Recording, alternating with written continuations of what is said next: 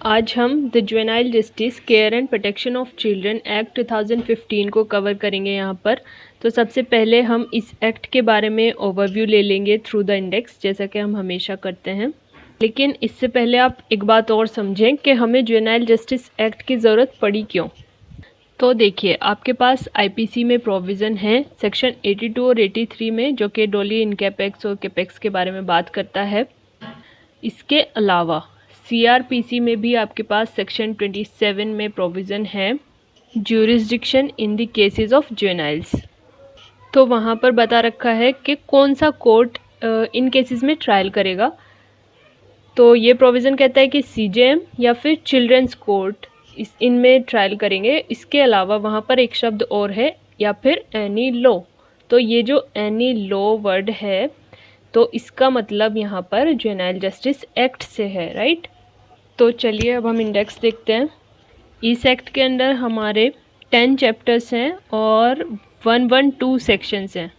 Chapter 1 हमारा preliminary है। Chapter 2 बताता है हमें general principles of care and protection of children के बारे में।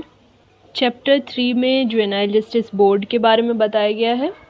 चैप्टर 4 बताता है procedure in relation to children in conflict with law के बारे में। चैप्टर 5 में चाइल्ड वेलफेयर कमेटी को बता रखा है। चैप्टर 6 है procedure in relating to children in need of care and protection. Chapter 7 पुनर्वास और समाज में पुनः मिलाना, मतलब rehabilitation and social reintegration. Chapter 8 में एडॉप्शन का प्रोविज़न दे रखा है। Chapter 9 other offences against children. And this is the last chapter miscellaneous, chapter 10। और जैसे कि हमने आपको बताया, टोटल सेक्शन 112। अब हम इस एक्ट का ऑब्जेक्ट पढ़ेंगे। जैसे कि आपको पता है, हम सभी एक्ट का सबसे पहले ये ऑब्जेक्ट पढ़ना बहुत ज़्यादा ज़रूरी होता है। इससे आपको बहुत अच्छे से समझ में आ जाता है क्या ऑब्जेक्टिव है इस एक्ट का।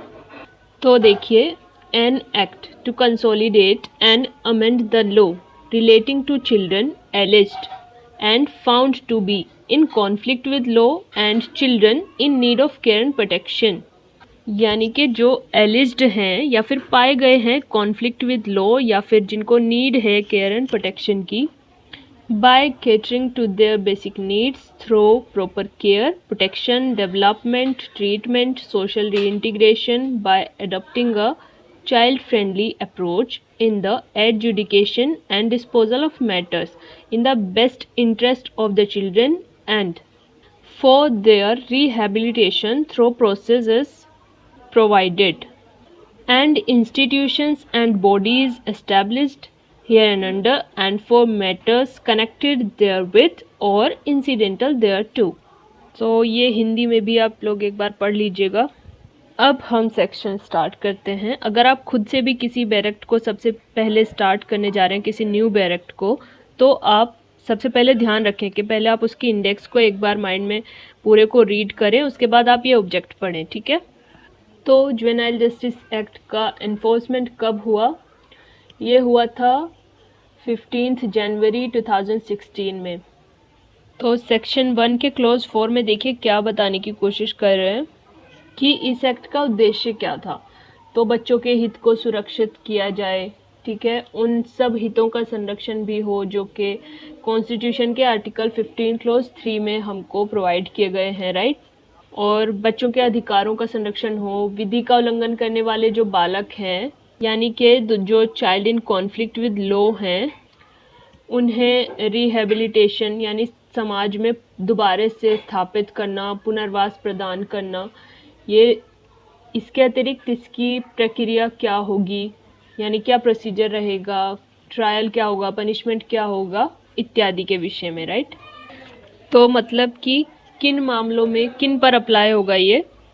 Child in conflict with law पर, या फिर जो कि child in need in care and protection पर। तो यानी कि जो विधि का उल्लंघन करने वाले बालक हैं उन पर, या फिर देखरेख और संरक्षण की आवश्यकता है जिनको, उन पर।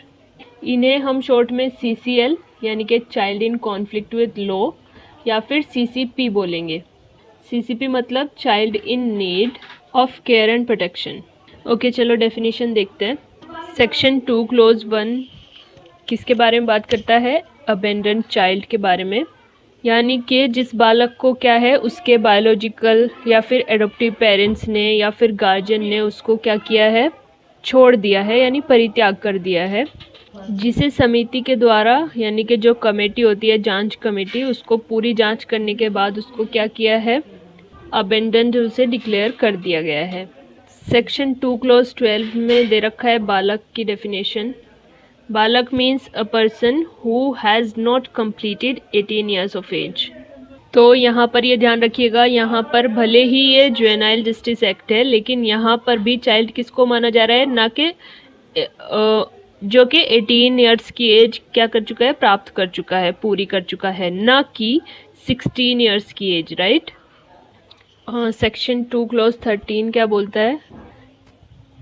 Child in conflict with law means, मतलब जब ये पाया गया है कि उसने कोई अपराध किया है और वो अभी 18 वर्ष से कम आयु का है। अगर बालक ने अपराध तब किया जब भी वो 18 वर्ष का होने में 1 मंथ अभी बाकी था, तो आप बाद में ये नहीं बोल सकते हो, क्योंकि ट्रायल अभी स्टार्ट नहीं हुआ है, तो आप ये नहीं बोल सकते कि अब तो वो 18 वर्ष से ऊपर का हो चुका है तो आईपीसी या फिर सीआरपीसी के अंतर्गत उसका ट्रायल करें, ठीक है, ऐसा नहीं बोला जाएगा। नेक्स्ट इम्पोर्टेंट डेफिनेशन जो है वो सेक्शन 2 क्लोज 14 में है, child in need of care and protection. तो इसमें खूब सारे ग्राउंड दे रखे हैं कि कौन कौन सा जो बालक होंगे उनको देखरेख और संरक्षण की आवश्यकता होगी। यहाँ पर ग्राउंड है 32, ओ गॉड, यहाँ पर 61 ग्राउंड दे रखे हैं। तो हम आपको यहाँ पर शॉर्ट में बता देते हैं। देखो, जिसके पास घर नहीं है या फिर वो किसी लेबर लॉ के अगेंस्ट कोई कार्य कर रहा है, मतलब कोई लेबर लॉ के विरुद्ध उससे कोई कार्य करवाया जा रहा है, तो उसे भी देखरेख और संरक्षण की आवश्यकता है। या फिर वो ऐसे व्यक्ति के साथ रह रहा है जो उसको अब्यूज कर रहा है या एक्सप्लॉइट कर रहा है, या फिर उसके साथ कोई भी दुर्व्यवहार या फिर धमकी दे रहा है या दी है, या फिर उस व्यक्ति ने किसी और व्यक्ति को मारा है या धमकी दी है, मतलब जो पहले से अपराध कर चुका है, तो बालक उस अपराधी व्यक्ति के साथ रह रहा है, तो भी उसको क्या है, देखरेख और प्रोटेक्शन की ज़रूरत है, केयर एंड प्रोटेक्शन की। इसके अलावा कौन से ऐसे बालक हो सकते हैं जो कि फिजिकली या फिर मेंटली किसी फैटल डिसीज से पीड़ित है, या फिर किसी बालक के माता पिता को बोर्ड द्वारा या फिर कमेटी के द्वारा बालक की केयर करने के लिए क्या है, इनकेपेबल पाया गया है, कि मतलब उनके माता पिता या फिर उनके गार्जियन तो नहीं कर सकते उनकी देखभाल, तो उनको भी क्या है, संरक्षण की ज़रूरत है। या फिर जिनके माता पिता ही नहीं हैं, तो वो भी बालक इसके अंतर्गत आएंगे, केयर एंड प्रोटेक्शन के। या फिर जो गुमशुदा हैं बालक, वो भी इसके अंतर्गत आएंगे। बस इतना से आप समझ ही गए होंगे। इसके अलावा अगर आप ये ग्राउंड्स पढ़ना चाहें तो एक बार रीड कर लीजिएगा। नेक्स्ट आते हैं सेक्शन 4। पहले एक बार सेक्शन 3 को आप देख ही लें, इसमें प्रिंसिपल्स बता रखे हैं वैसे। Section 3 general principles to be followed in administration of act, यानी कि साधारण सिद्धांत कौन कौन से हैं इसमें जो बता रखे हैं, इनके नाम रीड करते हैं। निर्दोषिता की अवधारणा का सिद्धांत, यानी principle of presumption of innocence. Second है principle of dignity and worth, यानी कि गरिमा और योग्यता का सिद्धांत। थर्ड है प्रिंसिपल ऑफ पार्टिसिपेशन, यानी भाग लेने का सिद्धांत। फोर्थ है प्रिंसिपल ऑफ बेस्ट इंटरेस्ट, यानी कि सर्वोत्तम हित का सिद्धांत।